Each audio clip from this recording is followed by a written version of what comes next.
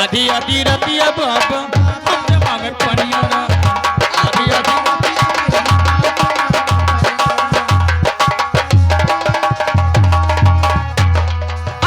आधी आधी रतिया बाबा हमरे मांगे पनिया रा आधी आधी पकड़े का लोट थारी पकड़ा थाई करी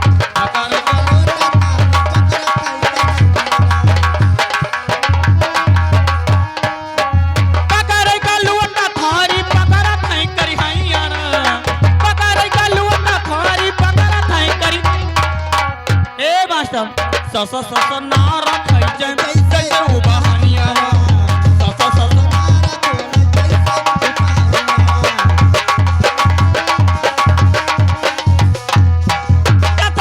नारा खाई जैसे उबाहनिया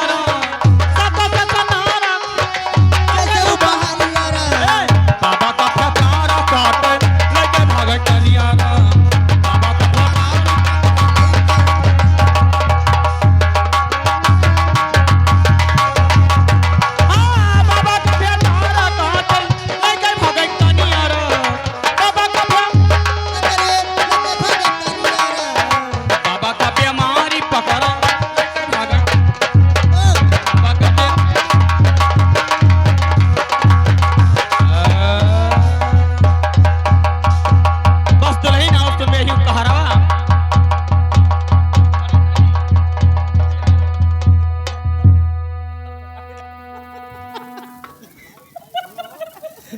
हेलो